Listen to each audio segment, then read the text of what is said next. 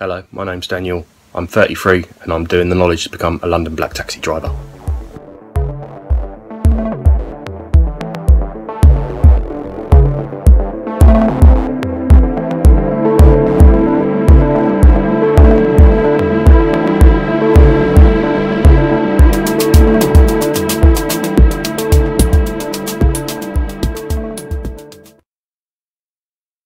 There are approximately 25,000 roads in London.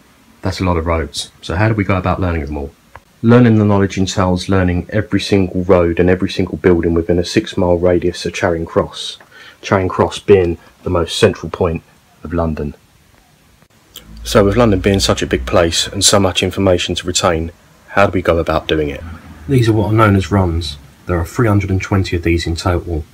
The first run is Manor House to Gibson Square.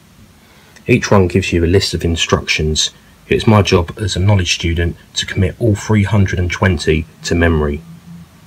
So again, how do we go about learning these 320 runs? The answer is quite simple. It's repetition. You basically look at the run, you read it, you call it over out loud, and you do the same over and over until you've learnt it.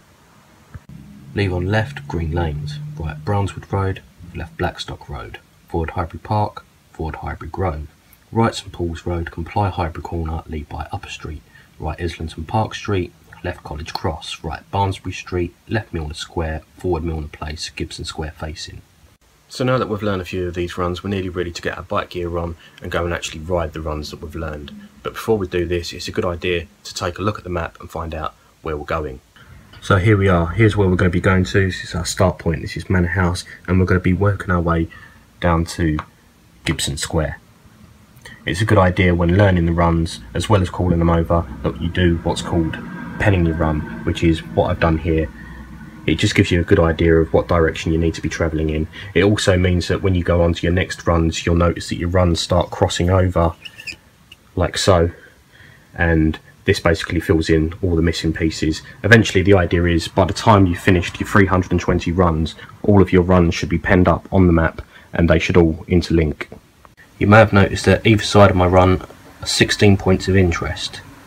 These points of interest can be found within a quarter-mile radius of the start point, so 8 points of interest within a quarter-mile radius of Manor House Station, and then 8 points of interest within a quarter-mile radius of Gibson Square.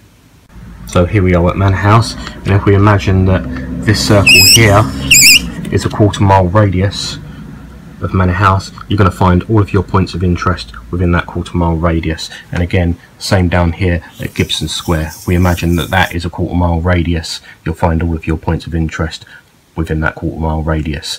This does actually help again in linking up all of your runs. This is what's known as the dumbbell effect. So we've gone from Manor House to Gibson Square using the straightest line possible, the most direct line possible.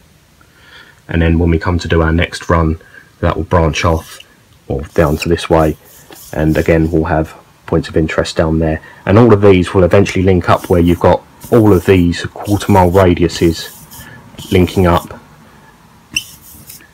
and again you've covered the whole of London by the time you've done your 320 runs with all of its points of interest.